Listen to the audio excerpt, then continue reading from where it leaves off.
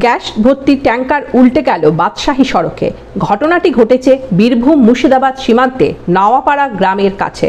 Tanker থেকে gas বেরোতে শুরু করায় আতঙ্ক ছড়িয়ে পড়ে এলাকায়। দ্রুত আশেপাশের বাসিন্দাদের নিরাপদ দূরত্বে সরিয়ে নেওয়া হয়। দমকলের দুটি ইঞ্জিন আসে, পরে পানাগড় থেকে গ্যাস সংস্থার লোকজন গিয়ে গ্যাস বেরোনো বন্ধ করে ট্যাঙ্কারটিকে সারানোর ব্যবস্থা করেন। বলছি, মোটামুটি কটা নাগাদ ঘটনাটা ঘটেছিল?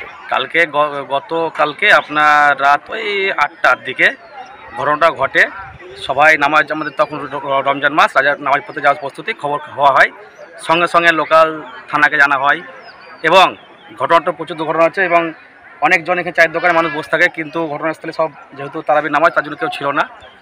তো সঙ্গে সঙ্গে পুলিশ প্রশাসন সঙ্গে সঙ্গে আপনার আমাদের লোকাল ক্যাম্পে পুলিশ এবং থানার বড়বাবু নিয়ে এসেছিলেন এবং পুলিশ প্রশাসনের তৎপরতাতেই অনেক দুর্ঘটনা ঘটা থেকে হাত থেকে রক্ষা হয়েছে। গ্রামে এসে প্রত্যেকটা আমাদের মসজিদ মাইকিং করে দেওয়া হয়েছিল এবং মানুষ সব নিরাপত্তার বাইরে সব ছিল, বের করে দেওয়া হয়েছিল। এবং পুলিশের থানায় এসে গাড়ি থেকে এসেও পুরো গ্রাম এবং পাশাপাশি গ্রামকে ক্যাম্পেইন করে মানুষকে সতর্ক করা হয়েছিল, না হলে প্রচুর একটা দুর্ঘটনা ঘটে হতো। যাই হোক, এবং আমাদের ফায়ার ব্রিগেডের গাড়িরাও সঙ্গে সঙ্গে এসে পুরো রাত পর্যন্ত এখানে প্রশাসন এবং ফায়ার ব্রিগেডের এবং আমাদের গ্রামের কিছু মানুষ সারা রাত জেগে এই করেছে। তারপরে টেকনিক্যালকে বলা হয়, দুর্গাপুর থেকে টেকনিক্যাল এসে রাত 3টার সময় গ্যাসটা লিক হয়েছিল, যে প্রচুর পরিমাণে গ্যাস বেরোচ্ছিল, সেটা বন্ধ করা হয়।